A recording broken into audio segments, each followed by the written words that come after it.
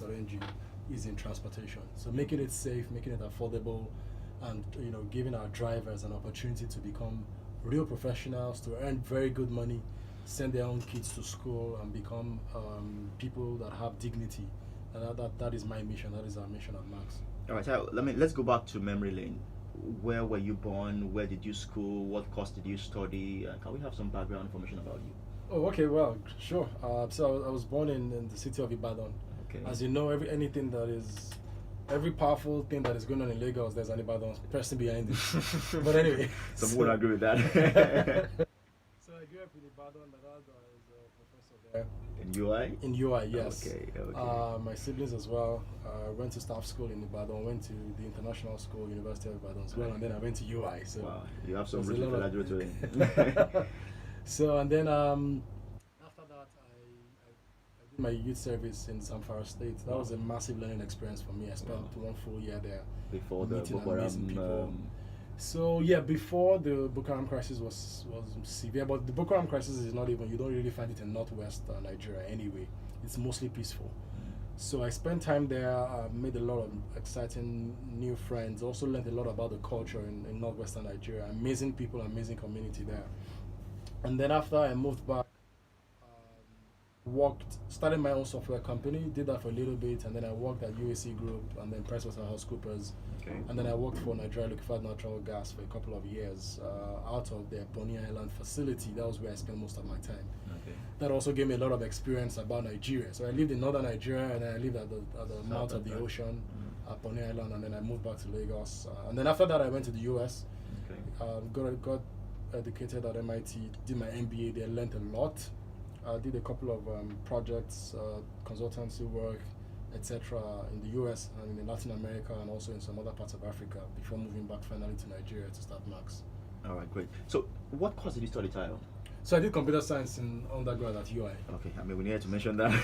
We need to mention that. So I was listening to one of your stories, and you spoke about, I mean, your time at MIT. You spoke about how you had a dream to use technology to solve problems, Yes. and how you met Shim Shadaya, how you worked at Konga, the things you did, and how it opened your eyes to opportunities in the logistic business. Can you talk about that experience, please?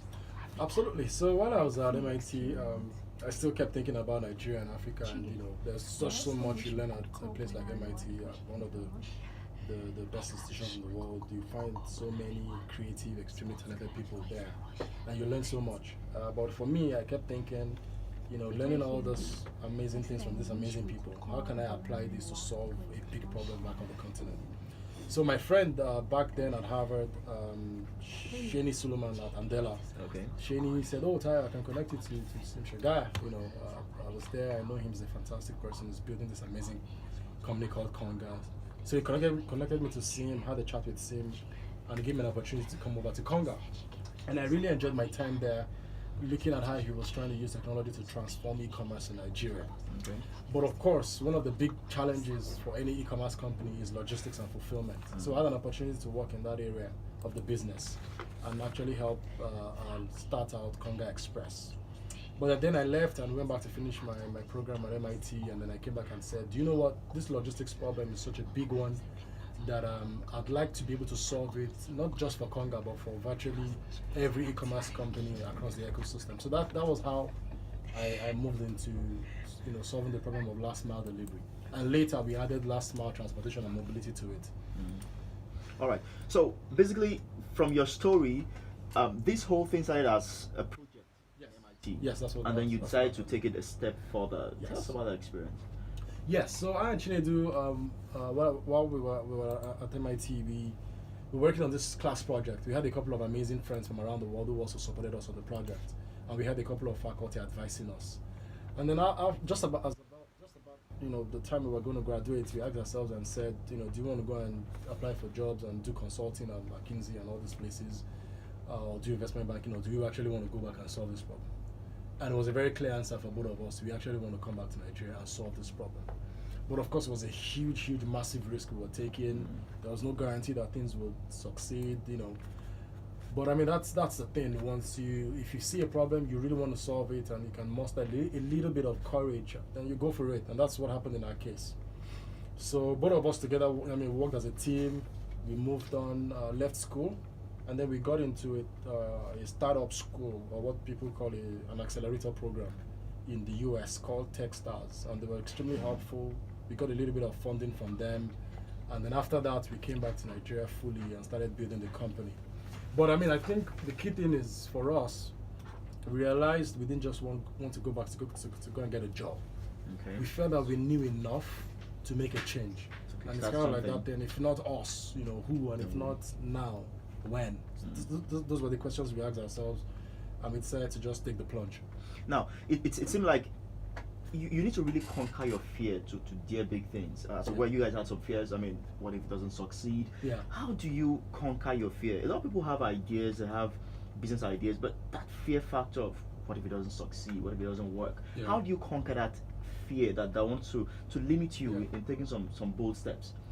I think that a lot of people are afraid of, and you find this around the continent, a lot of people are afraid of poverty. You know, they feel that. I mean, very key. If you face poverty, you'll be you afraid of know, poverty. oh yeah. I mean, to be honest, poverty is something what being afraid of.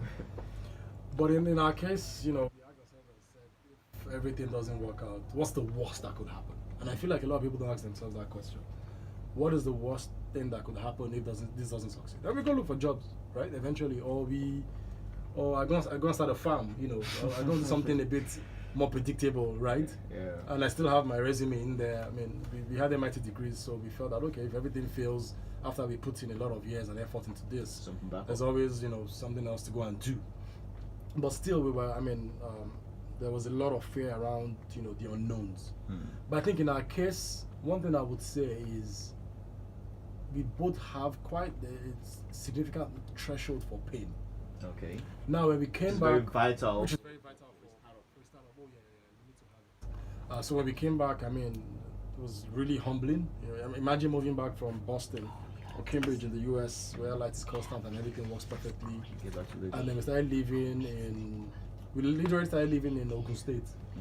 And then we eventually got a place in Lagos. We moved into Lagos, started the business, and then we started living in one single bedroom apartment.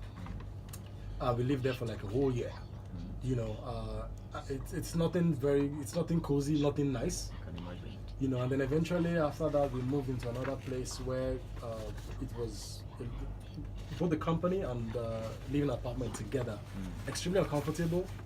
But our priority was to build the business. So it's been really tough. I mean, we have suffered, right? But for a good cause. Definitely. Now, the other thing also that's comforting for us is every single day, no matter what it is that we suffer, we know that most Nigerians are having a much harder time than we are. So even though it's tough, we know that what we're doing is so critical, because if we don't do it, there are so many people that will not have an opportunity. So for example, to date, we've hired over 500 drivers. Wow. Many of them are doing really well. They have, you know, a life. They're treated as professionals. They have a career path, right? And for us, we ask ourselves, if we didn't do this, you know, what would these guys be doing? And those are 500 less people that could have gone into crime or could have, you know, been jobless and not been able to feed their families. So I think what keeps us going really is the fact that we're making a difference here. We're trying to create opportunities for people, and it's, you know, the future is exciting. All right, amazing. Tell us more about Max.ng. I mean, what exactly is Max.ng? What do you guys do? What exactly is it? Great, sure. So what we do at Max is very simple. We provide access to safe logistics and transportation services. Okay. Mostly we use motorcycles. Okay. So you can go to Play Store or iOS if you use an Apple phone. Look for Max.ng, download the app, and then you can get someone to help you deliver something, or someone to pick you up and take you from VI to Ikoyi or Ikoyi to Ikeja. You'll get a professionally trained driver who has a certificate, has gone through one week of defensive driving training. Okay. Provides great customer service, speaks well dressed, will give you a helmet to wear and also give you a hairnet to wear just to protect your hair or your head. That's the kind of driver you will get, not the average Okada guy out there. That's what we do at Max right now. So Max Go, I mean, it's more like your new baby. Yes. How's it been running Max Go? What's been the response like from people and the likes? So it's kind of like people have been waiting for this forever. You know, a lot of people still use Okada anyway on a day-to-day basis, but there are even more people that want to use it but are always afraid for their lives. They're afraid of safety. I mean, the statistics are really terrible. One person out of every 20 minutes, one person dies from a motorcycle accident. You know, so people are not very confident in it. And for us, this is something that we know people need. People absolutely need to move around on motorcycles because of the way the city is and everything. So what we do is just solve this problem by training drivers properly, by giving them 200cc motorcycles. Now we are deploying a new fleet of 220F Bajaj motorcycles that are even much sturdier, larger, they're bigger, they're very comfortable. They don't vibrate like the normal Okadas out there, and the drivers are very well trained. So for us, it's a question of bringing in safety into an industry that has been extremely unsafe for the last 20-30 years. Now, I mean, you and I know that the ease of doing business in Nigeria, I mean, it's on the low ebb. I think right now we are 147 in the ranking. How's it been running a logistics business here in Nigeria, where the terrain is more key and all that? It's tough, but I mean, what we tell people is it's tough running a business anywhere in the world. Okay. So even if you're running a business in the US, it's tough. Of course, you won't face the problem of power, etc. But it's tough anywhere. Yes, it is tough, but the opportunity is there. And the other thing we found is there are amazingly talented people in Nigeria. You just have to look hard. You have to look hard enough. If you look hard enough, you will find amazing people. You'll find amazing drivers that are really willing to work and really willing to earn a living. So yes, it is tough doing business in Nigeria, of course. But if you have the dedication, the focus, and most importantly, you are able to bring on the right team members. One of the things we're so lucky, with at Max is we have an amazing team. We have people who really want to change Nigeria, who are very excited, who are very dedicated. They work long hours. They're very committed to the mission beyond just earning a salary. And that's one thing that has helped us get to where we are today. So what would you consider your biggest challenge in running this company? I mean, I'm sure there are quite a number of challenges. What would you consider your biggest challenge running Max?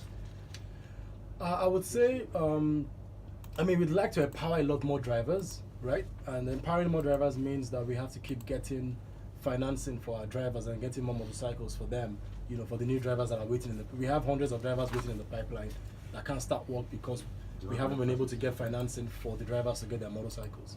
So I would say with the financial institutions, sometimes they have a lot of bureaucracy and it takes time for them to give the approvals that are necessary. But I would say getting financing for our drivers to get on our platform is an area that we could use some help. So for now, your financing come from where for now? So our financing comes from a variety of sources. We have independent people that have put finance motorcycles on our platform, high net worth individuals as well. We've also got banks that have supported us, and of course our international investors have really invested in us and helped us and also helped our drivers to get work. But it's an area that we're constantly working on. We're getting more partners on board. People are very excited now. So over the next couple of months, I'm sure all the drivers that are in our pipeline will be able to get jobs. All right. Now, before you started Max.ng, according to you studied some business models of some logistic companies outside of Nigeria. Yeah. And of course, you decided to come here and localize them. Yes. And then you spoke about two key things: technology innovation and business model innovation. Yes. How did that stand out for you? I mean, bringing that into the Nigerian terrain. Sure. So there's a lot to learn from the US, from Europe, and also from Asia. There's nobody's doing anything new under the sun. So we're not deceiving ourselves saying, no, we're doing something nobody has done before. Absolutely not. Like you rightly said, what we're just doing is we're bringing a new idea from other parts of the world, combining them together, localizing them for the Nigerian and the African context. So what we learned a lot by looking at companies like Uber, a fantastic business. They've done so well in the US and in other parts of the world. We looked at the work they've done around empowering drivers, etc. We've also looked at companies in Indonesia like Gojek. Indonesia is a country that is quite similar to Nigeria. Okay. But even beyond that as well, we've looked at businesses even way beyond transportation, but who've done a lot empowering people. And we've taken all those ideas, we've looked at financial inclusion businesses, how they've figured out a way to provide access to finance for people that on a normal day would never have had access to finance. So for example, if you're an Okada driver today, who would give you a loan? No bank will give you a loan because they consider you a nobody. But Max considers you somebody. You come through our system, you're willing to be trained, you're willing to change and be a good driver who obeys traffic rules and obeys the laws of the government, then you'll get access to financing. So for us, we looked at ideas in different places, combine them together, and then we're localizing them to solve the problem of transportation in Nigeria. All right, so I mean, looking deeply at the tech ecosystem in Nigeria, Yeah. it seems to be like a lot of the guys who are running tech business in Nigeria more like have form of level of foreign education, whether Okay. the MITs or the Ivy League schools. Do you think that gives you a better stand in the tech ecosystem in Nigeria? So, I mean, knowledge is universal. It doesn't matter whether you got it from UI or you got it from Lautech or you got it from Harvard, right? Everything depends on the person. Most depends on the person. So, yes, there's a lot you learn by going to school abroad. You get exposure. There's a lot more going on out there. But we also have amazing founders who have built amazing companies in Nigeria that don't have a lot of foreign education. Okay. So, foreign education is great, but it is not a determinant of success. Okay.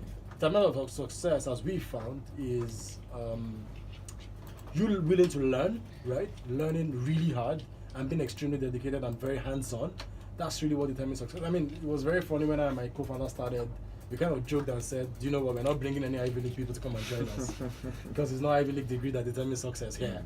It's if you have the commitment, the dedication, the resilience, and you're willing to put in the effort required to build a company. So yes, foreign education is great, it's fantastic. You learn a lot, you get a lot of exposure. But if you don't have that, it doesn't limit success in any way. All right, Lagos, we can take a few calls before we call it a wrap this morning. You can reach us on 012770993, 012771993, and of course you can also do 012772993. I have in the studio this morning. Tayo is the CEO of Max.ng.